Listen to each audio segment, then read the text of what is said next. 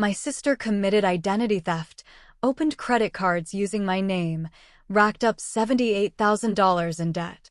My parents said just forgive her, she's family. I filed a police report. At her arraignment, my parents turned up to testify against me. Judge asked one question that left my mother in tears. Oh, where do I even begin? It's been 3 weeks, but I still can't quite believe what I saw. I watched my own mother cry in a courtroom, not because she was sorry for what my sister did to me, but because a judge dared to ask her a question she couldn't answer. Can you imagine the kind of betrayal it takes to get there? Because that's my story. My name is Opal, and I'm 27. My sister, Brianna, stole my identity. She opened 7 credit cards in my name, racked up $78,000 in debt while I was busting my ass, working 60-hour weeks, trying to save for my first apartment. And when I found out, my parents, they told me to forgive her. She's family, they said. You can pay it off slowly. So, I filed a police report. And at my sister's arraignment, my parents actually showed up to testify against me. They called me vindictive. They called me heartless.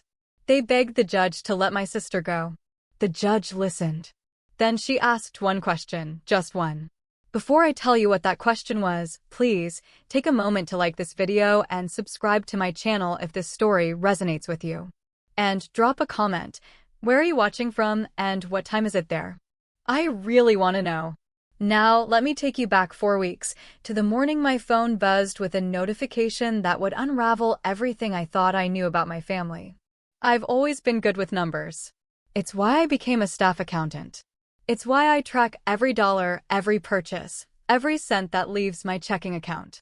And it's why, at 27, I had a credit score of 780 and a down payment saved for my first apartment. My studio was small, 400 square feet of beige carpet and a window facing a parking lot, but it was mine. Paid for with my own money. No help from anyone. That's how it's always been.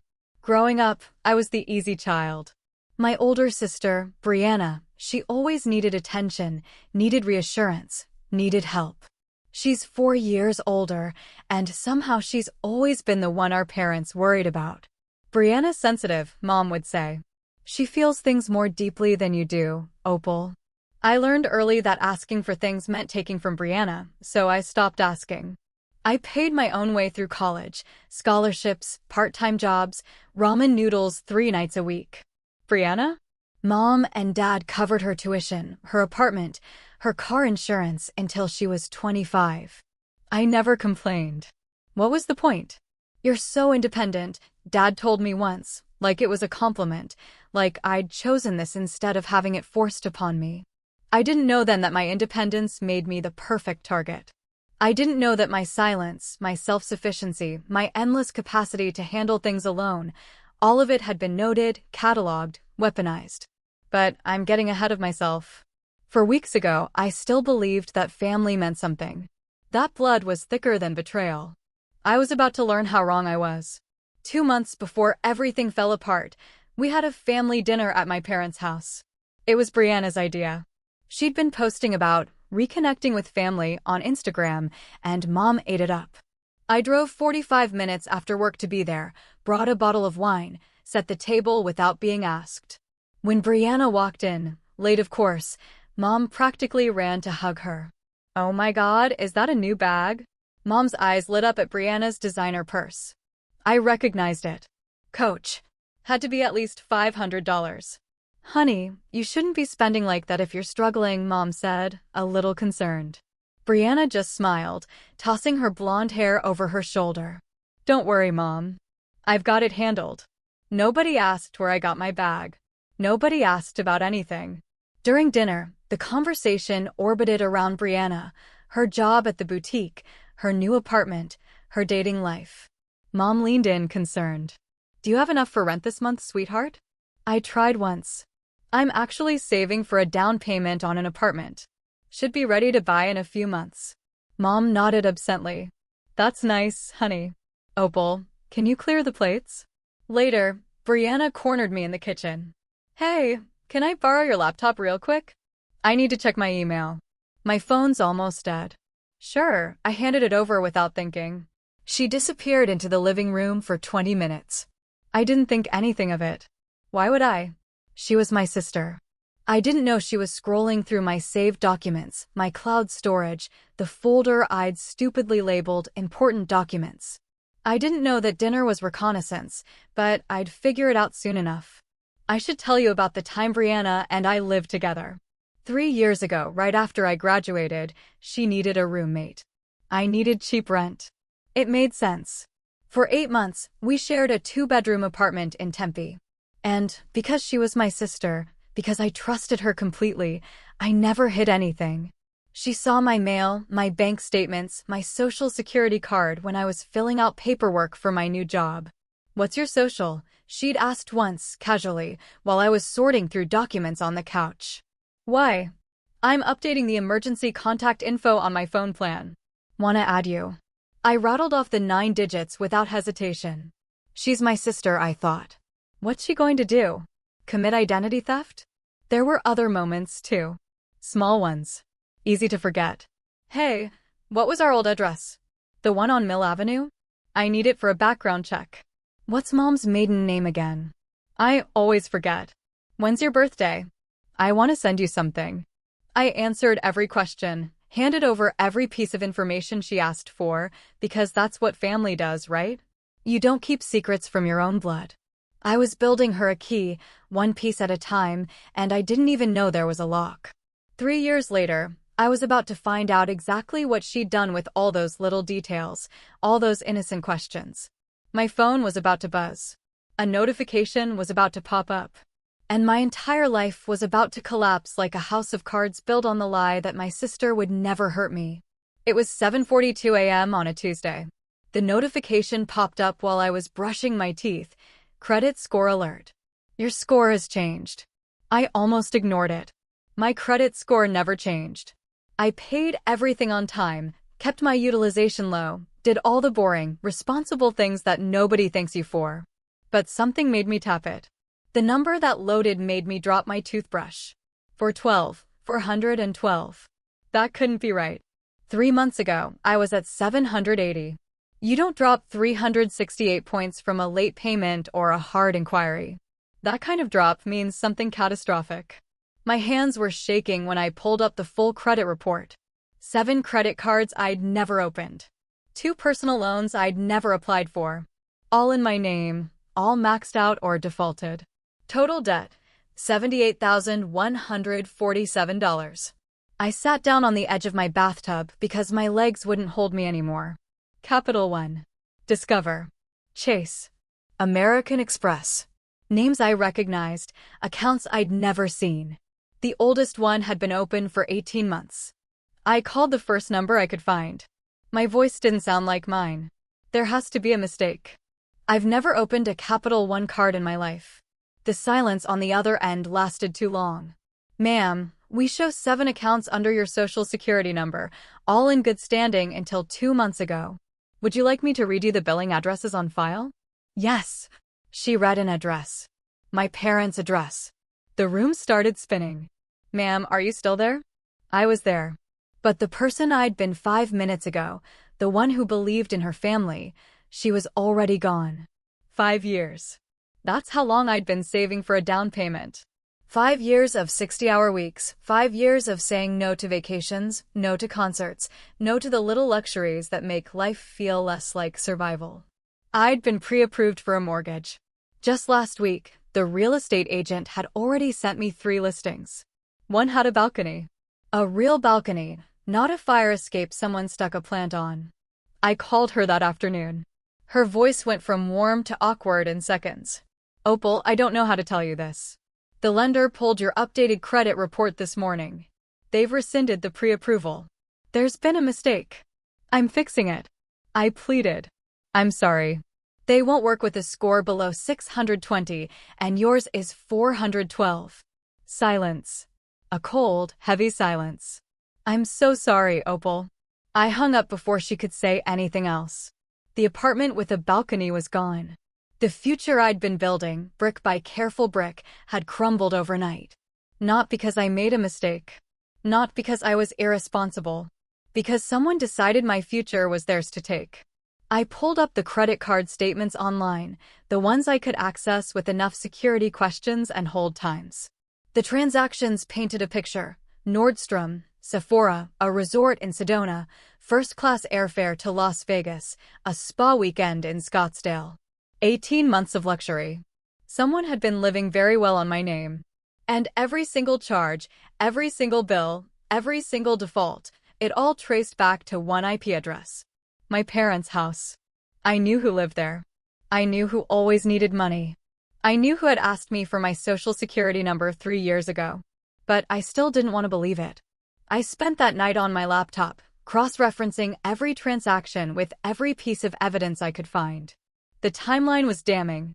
A charge at Nordstrom on March 15th. Brianna's Instagram post the next day: new cashmere sweater. #true yourself. A booking at a Sedona resort in June. Her stories from that weekend: champagne by the pool, canyon views, living my best life. She hadn't even tried to hide it. Why would she? She never expected me to find out. But the transaction that broke something inside me was dated September 23rd, my birthday. A $300 charge at the Gucci store in Scottsdale. I scrolled through Brianna's Instagram until I found it. A photo from September 24th. Her new designer bag gleaming in the Arizona sun. Sometimes you just have to treat yourself. The caption read, with a heart emoji and a shopping bag emoji: living my best life. She'd bought herself a Gucci bag on my birthday with money attached to my name. Money I'd be legally responsible for. I sat in my car in my apartment parking lot for an hour. The engine was off. The windows were up. The Arizona heat was suffocating. But I couldn't move. Part of me wanted to be wrong. Part of me was already making excuses. Maybe she was desperate. Maybe she planned to pay it back. Maybe this was some misunderstanding I'd laugh about later. The other part looked at that Gucci bag and felt something I'd never felt toward my sister before. Rage. I had two choices: pretend I didn't see it and pay for my sister's lifestyle for the next decade, or make the call that would tear my family apart. I started the car. I drove to my parents' house. Brianna's car was in the driveway when I pulled up. Of course it was. I didn't knock. I used my key, the one Mom insisted I keep for emergencies. This felt like an emergency. She was in the living room, scrolling through her phone on the couch I'd helped my parents pick out 3 Christmases ago. She looked up when I walked in, surprised but not alarmed. "Opal, what are you doing here?" I didn't sit. Didn't take off my shoes. Just stood in the doorway and asked the question that had been burning a hole in my chest for the past 6 hours. "Brianna, did you open credit cards in my name?" Her face went through 3 expressions in 2 seconds: confusion, recognition, practiced innocence. What? That's insane. Why would I do that? The IP address is this house. The billing address is this house. The purchases match your Instagram posts. She blinked, set down her phone, stood up slowly. "Okay, fine." Her voice shifted. Harder now. Defensive. But I was going to pay it back. $78,000. You don't understand how hard things have been for me. You bought a Gucci bag on my birthday. You have a stable job. I have nothing. You could have helped me, but you never offered. I stared at her. This woman I'd shared a room with as a child, shared secrets with, defended to friends who said she seemed selfish. "I didn't offer because you didn't ask," I said, my voice shaking with fury. "You just took. It's not stealing if it's family." Then I heard footsteps behind me. Mom's voice, sharp with concern. "What's going on, Brianna? Why are you yelling?" And just like that, the real confrontation began. Mom swept into the room in her gardening apron, dirt still on her gloves. Dad followed a few steps behind, cautious as always. "What's all this noise about?" Brianna was already crying. I hadn't seen the switch happen, but there it was, tears streaming down her face, voice wobbling like a child's. "Opal's accusing me of stealing." "I'm not accusing," I said, my voice dangerously calm. "I'm stating facts." Mom turned to me, her expression already hardening. "Opal, what exactly is going on?" I explained. The credit cards. The loans. The $78,000. The IP address. The transactions that matched Brianna's lifestyle, like puzzle pieces clicking into place. Mom listened. Then she looked at Brianna. Brianna, is this true? A sob. A nod. I waited for the outrage, the shock, the how could you? Instead, Mom turned back to me. Can't you just help her fix this quietly? The words hit me like a slap. Mom, she stole my identity. She didn't steal anything. She borrowed without my permission for 18 months. She's your sister. She ruined my credit. I lost my apartment. Credit can be fixed. There will be other apartments. I looked at Dad. He was standing in the corner, arms crossed, staring at a point on the wall somewhere above my head. Dad? He flinched. Didn't meet my eyes. Your mother's right, Opal. We should handle this as a family. No need to make it bigger than it is. Brianna sniffled from the couch. Mom went to sit beside her, rubbing her back. I stood alone in my parents' living room, watching them comfort my sister, the thief, the one who'd spent 18 months living off my name. And I realized I'd never been part of this family at all. I tried one last time. I owed myself that much. Fine, I said. You don't want me to go to the police, then help me fix this. Mom looked up from comforting Brianna. How? A payment plan. You, Dad, and Brianna signed something official. A repayment agreement. We get it notarized. Brianna pays back the money over time. I don't press charges. It was more than fair. It was generous. We don't have that kind of money, Mom said. I'm not asking for a lump sum. I'm asking for accountability. Brianna's tears had stopped. She was watching me now with something cold in her eyes. I can't sign anything legal, she said. What if I can't make the payments? You'd sue me. You already owe me $78,000. I'm trying to keep this out of court. Silence. Dad shifted his weight. Mom's hands stilled on Brianna's back. So, I said slowly, letting the words sink in, your solution is that I pay for Brianna's crimes out of my own pocket for the next decade? Mom sighed like I was being dramatic. You'll figure it out, Opal. You always do. Those 6 words. You'll figure it out. You always do. The mantra of my entire childhood. The excuse they'd used every time they chose Brianna over me. The reason I'd spent my whole life being self-sufficient. Because I knew, even as a kid, that no one was coming to save me.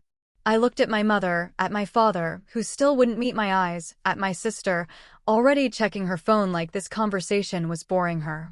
And I made my decision. You're right, I said, picking up my keys. I will figure it out. Just not the way you want me to. I walked out without looking back. Okay, let me pause here for a second. I want to ask you something, because at that moment, standing in my parents' living room, realizing no one was going to help me, what would you have done? Would you have walked away and paid the debt yourself to keep the peace, or would you have done what I did next? Drop your answer in the comments, A for keep the peace, or B for take action. And if you're still with me, hit that subscribe button, because what happens next? Even I didn't see it coming. The next morning, I told Marcus. Marcus Reeves worked 2 cubicles down from me. Corporate law wasn't his specialty. He mostly handled contracts and compliance, but he passed the bar and right now, he was the closest thing I had to legal counsel. We sat in the break room during lunch. I laid it all out, the credit cards, the loans, the family meeting, my parents' refusal to help. He listened without interrupting. When I finished, he set down his coffee. Opal, this isn't a family dispute. This is identity theft. Federal crime. I know, I whispered. She could face up to 15 years. My stomach dropped. 15 years. That's the maximum. Realistically, first offense, she'd probably get probation and restitution. But you have every right to press charges. She's my sister. And she treated you like an ATM. He leaned forward. I've seen this before. People who steal from family count on one thing, that family won't report them. The moment you file that report, you take that power away. What if I'm wrong? What if there's an explanation? Is there? I thought about the IP address, the billing address, the Instagram posts, the Gucci bag purchased on my birthday. No. Then you're not wrong. He pulled out his phone, typed something, slid it across the table. Phoenix Police Department, Financial Crimes Unit. And you'll want to file an FTC complaint too. They handle identity theft. I stared at the number. Everything you need is already in writing, Opal, Marcus said. The credit reports, the IP address, the transaction history. The police will subpoena the rest. You don't have to prove anything yourself. I saved the number. I didn't call it that day, but I didn't delete it either. That night, I couldn't sleep. I kept scrolling through old text conversations with Brianna. Years of messages, birthday wishes, memes, random updates about nothing. And then I started noticing patterns. 3 years ago, right after we stopped being roommates, "Hey, what's your old address?" "The one on Mill Avenue? I need it for a background check." I'd sent it without question. 2.5 years ago, "Do you remember Mom's maiden name?" "I forgot and I need it for some form." I'd replied, "Williams." "Why?" "Just some bank thing." "Thanks, sis." 2 years ago, "What's your birthday again?" "I want to send you something." She knew my birthday. She'd been to 25 of them. But I'd typed it out anyway. September 23rd. And then, 18 months ago, 1 week before the first fraudulent credit card was opened, "Hey, can you send me your SSN? I want to add you to the family phone plan." I scrolled to my response. 9 digits. Sent with a heart emoji. "There you go. Thanks for adding me." There it was, in writing. The moment I handed my sister the key to my entire financial identity and didn't even realize it. Security questions. Previous addresses. Mother's maiden name. Social security number. She'd been collecting pieces of me for years, patiently, methodically, waiting for the moment when she needed them. I stared at that text message for 20 minutes. I'd sent it. Me. I gave her my social security number because she asked nicely, and I trusted her. How do you press charges against someone for using exactly what you handed them? You do it because what they did with it was a crime. I picked up my phone and dialed the number Marcus gave me. The financial crimes unit was smaller than I expected. 3 desks, fluorescent lights, a water cooler that gurgled in the corner. Detective Angela Ford was in her early 40s, with short, gray-streaked hair and the kind of tired eyes that had seen too many of these cases. She listened as I walked her through everything: the credit report, the transactions, the text messages, the family meeting. When I finished, she nodded slowly. "This is a clear case, Miss Carter. We'll open an investigation." "How long will it take?" "A few weeks to gather evidence. We'll subpoena records, trace the IP addresses, verify the signatures on the applications." She looked at me. "Are you prepared for what happens next?" "What do you mean?" "I mean, your sister will be arrested. She'll be charged. This will go to court." She paused. "Family cases are hard. People change their minds. They don't want to testify." "I won't change my mind." "I hope not." She handed me a card. "Call me if anything happens. And Miss Carter, you did the right thing." I walked out of the police station feeling lighter and heavier at the same time. That evening, I called my parents. I owed them that much. "I filed a police report today," I said, "against Brianna." The silence lasted 3 seconds. Then Mom exploded. "You did what?" "I had no choice. You're sending your sister to prison." "I'm reporting a crime. She's family. She stole $78,000 from me. We raised you better than this. You raised me to be taken advantage of." Mom's voice went cold. "If you don't drop those charges, Opal, you are no longer welcome in this family." The line went dead. I sat in my car and cried for the first time in 4 years. 3 days later, I got a text from Dad. "Family meeting Sunday, 2 p.m. Please come." I almost didn't go. But some part of me, the stupid, hopeful part that still believed in redemption, thought maybe they'd changed their minds. Maybe they'd realized how wrong they'd been. I was wrong about being wrong. When I walked into my parents' living room, it wasn't just Mom, Dad, and Brianna waiting for me. My Aunt Carol was there, Uncle Pete, Grandma June, 2 cousins I hadn't seen in 2 years. A tribunal. That's what this was. "Sit down, Opal," Mom said. Her voice was ice. I stayed standing. Mom rose from the couch. "Opal needs to explain to everyone why she's trying to destroy this family." Aunt Carol spoke first. "Brianna made a mistake, Opal. We all make mistakes." Uncle Pete chimed in. "You're going to ruin her life over money? Money can be replaced." Grandma June, shaking her head, "In my day, families handled things privately. This is shameful." I looked around the room. 12 people. Not one on my side. Brianna sat in the armchair by the window, tears streaming down her face.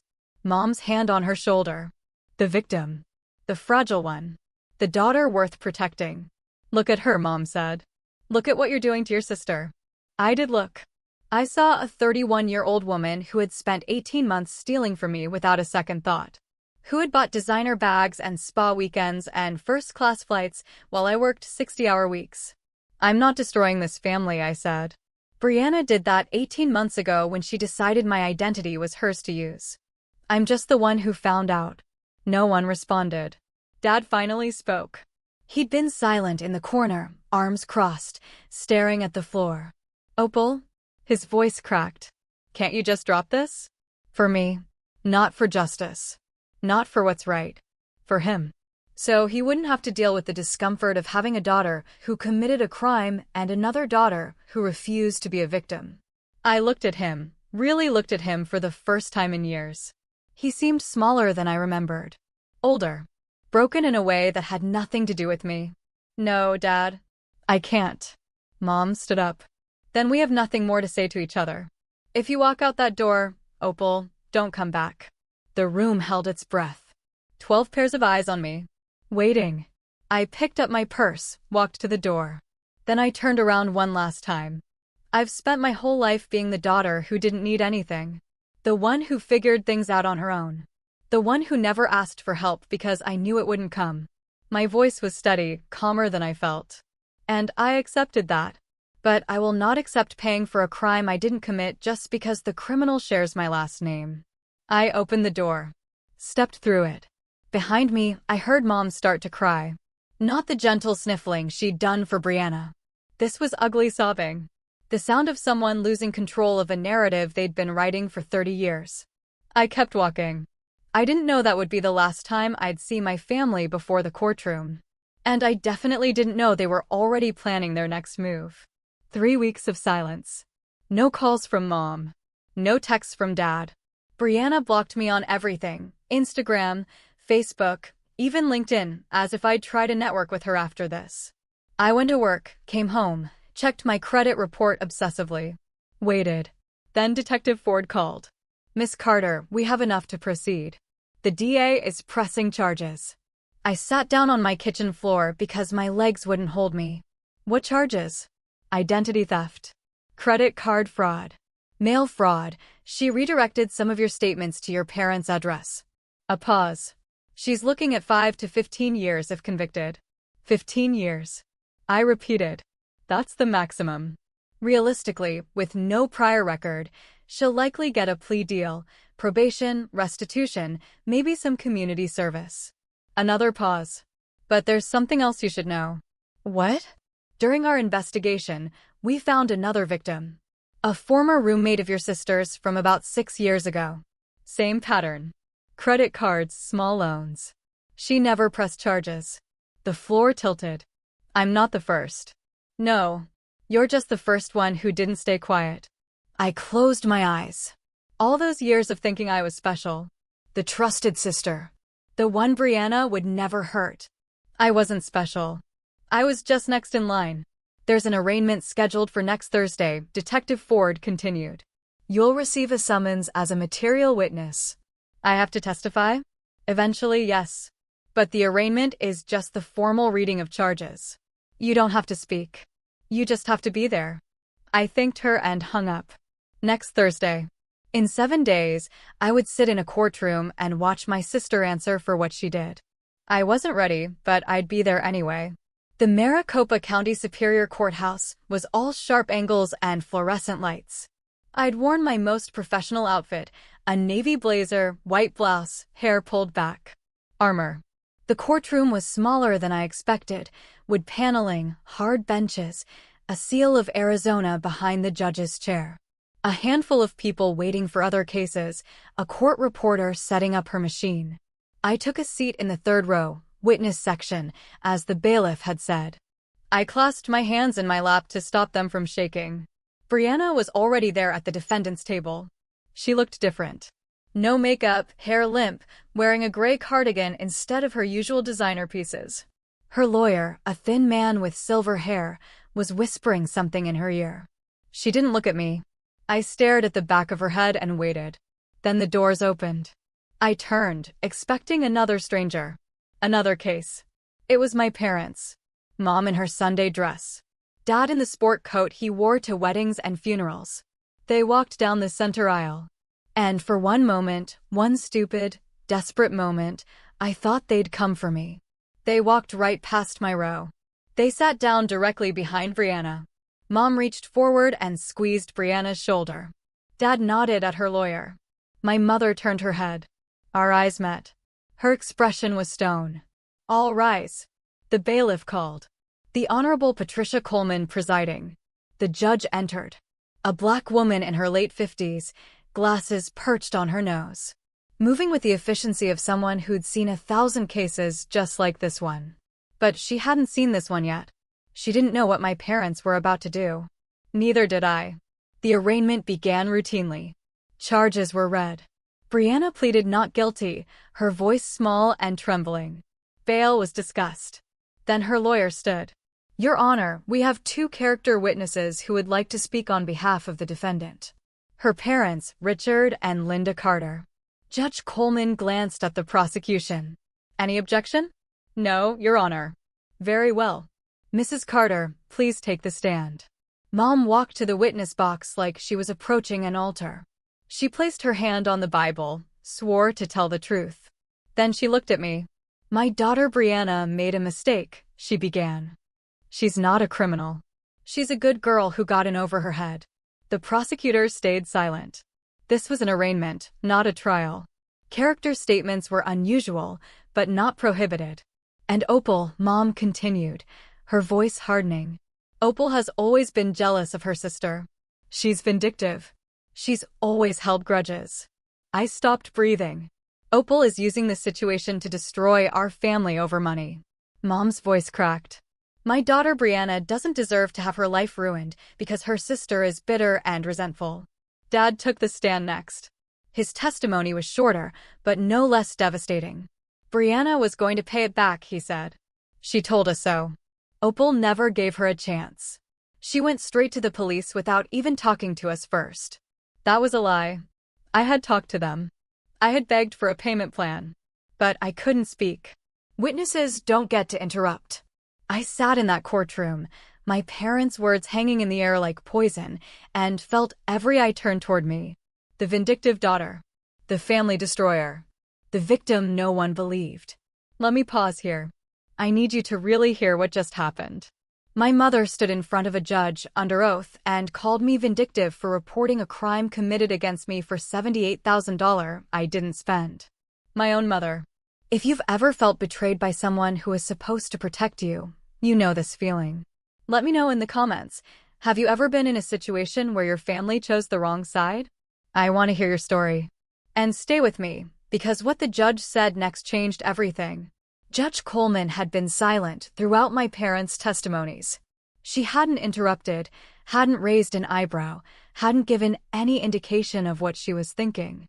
Now, as Dad stepped down from the witness stand, she adjusted her glasses and looked at the documents in front of her, taking her time. The courtroom was so quiet I could hear the air conditioning humming. Mr. and Mrs. Carter, she said finally. Please remain standing. My parents exchanged a glance. Dad's hand found Mom's. I've heard your testimony. Judge Coleman's voice was measured, almost conversational. You believe your daughter Brianna made a mistake and deserves leniency. You believe your daughter Opal is acting out of vindictiveness rather than legitimate grievance. Mom nodded eagerly. Yes, Your Honor. That's exactly. I wasn't finished. Mom's mouth closed. Judge Coleman looked down at the file again. I could see the credit reports in there, the transaction records, the evidence Detective Ford had compiled. I see here that 7 credit cards were opened fraudulently. 2 personal loans. Total debt of approximately $78,000. She looked up. All in your daughter Opal's name. All traced to your home address. Brianna was going through a hard time, Mom started. I didn't ask a question, Mrs. Carter. Silence. The judge set down the file, removed her glasses, folded her hands. I have one question for both of you. My heart stopped.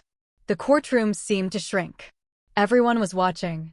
The lawyers, the court reporter, the bailiff, the strangers waiting for their own cases. Judge Coleman looked directly at my parents and asked the question that would change everything. Mr. and Mrs. Carter. Judge Coleman's voice was calm, almost gentle, like a doctor about to deliver a diagnosis. If you believe your daughter Opal is being vindictive for reporting this crime, if you believe she should have handled this privately within the family, I need to ask you something. The courtroom held its breath. At any point in the last 4 weeks, did either of you offer to pay off the $78,000 debt that your daughter Brianna created in Opal's name?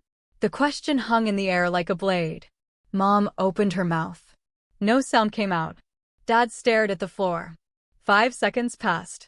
10. 15. Judge Coleman waited. Mom started, stopped. Her hands were shaking. We don't have that kind of money.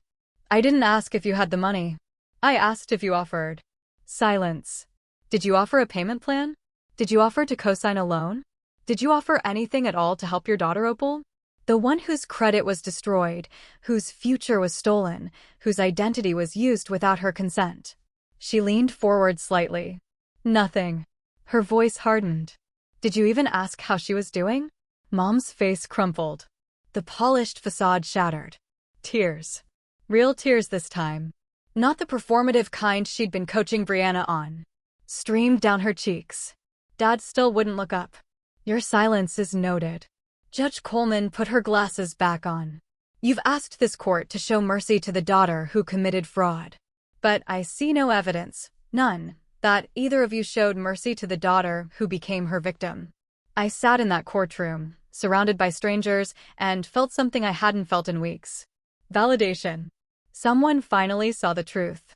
Mom was sobbing now. Not the gentle, sympathetic tears she'd produced while comforting Brianna. This was ugly raw. The sound of someone whose mask had been ripped away. I just wanted to keep my family together, she choked out. Judge Coleman's expression didn't change. Mrs. Carter, a family is not held together by one member sacrificing themselves for another's crimes. It is held together by accountability, honesty, and equal treatment. She turned to Brianna. My sister hadn't moved since the question was asked. She sat frozen at the defendant's table, her lawyer's hand on her arm, staring straight ahead like she was watching her future collapse in real time. Miss Brianna Carter, you've entered a plea of not guilty. However, the evidence presented to this court is substantial. Credit card applications traced to your residence, transaction records matching your social media activity, text messages requesting sensitive personal information from the victim. Brianna's lawyer started to speak. Judge Coleman held up a hand. I am setting this case for trial. Miss Carter will remain free on bail with the following conditions: no contact with the victim, mandatory check-ins with the probation officer, and surrendering of passport. She looked at Brianna directly. Miss Carter, I strongly suggest you consult with your attorney about the benefits of a plea agreement. The evidence against you is compelling. The gavel came down. This court will reconvene in 6 weeks. As the bailiff called the next case, Brianna finally turned around. She looked at me, not with remorse, not with shame, with hatred. Pure, undiluted hatred. And I realized something. My sister wasn't sorry for what she'd done. She was sorry she got caught. That was the moment I stopped grieving the relationship we used to have, because that relationship had never really existed. 6 weeks later, Brianna took the plea deal. I wasn't there for the sentencing. My lawyer said I didn't need to be. But Detective Ford called me afterward with the details. She pleaded guilty to identity theft and credit card fraud, Ford said. The mail fraud charge was dropped as part of the agreement. What's her sentence? 2 years suspended, 5 years probation, 200 hours of community service. A pause. And full restitution to you. $78,000 plus interest. I did the math in my head. At her income level, that would take at least 10 years. Maybe longer. What else? No contact order. She can't approach you, call you, email you, or contact you through third parties.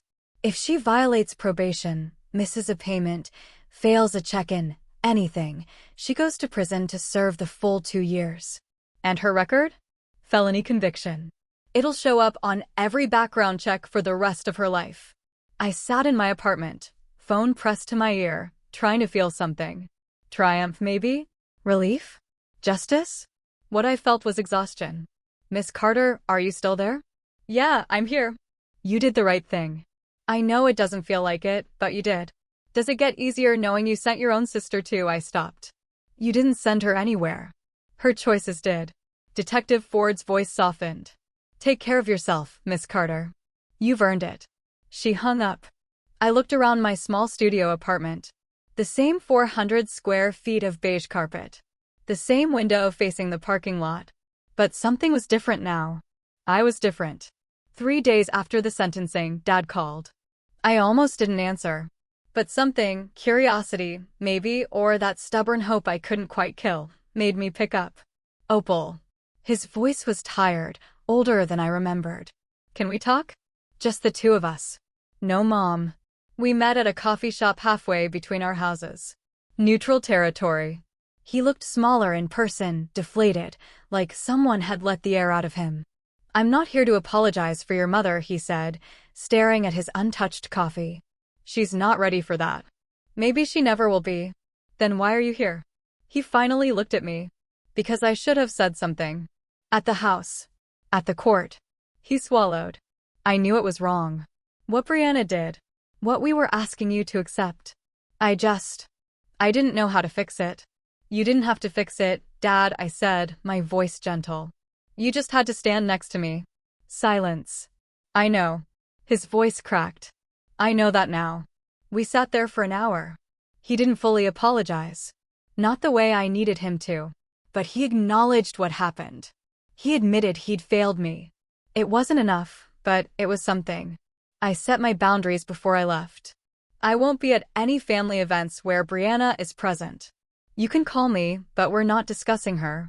And Mom can reach out when she's ready to have a real conversation, not one where she's defending Brianna or blaming me.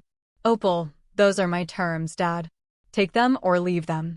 He nodded slowly. Okay, I can do that. I drove home alone. One relationship salvageable, one uncertain, one dead. That would have to be enough. 6 months after the trial, I got my first restitution check. $472. A fraction of what Brianna owed me. But it was something. Proof that consequences existed, that actions had weight. I deposited it into my savings account and watched the number grow. My credit score had climbed from 412 to 580. Still not great, but improving. Every month, the fraudulent accounts were being removed. Every month, I was getting a piece of myself back. At work, something unexpected happened. My boss called me into her office. I thought I was in trouble, but instead, she offered me a promotion. I heard about what you went through, she said. Not the details, just the broad strokes. Takes a lot of integrity to pursue something like that when family's involved. It wasn't about integrity, I told her. It was about survival. That's the same thing sometimes.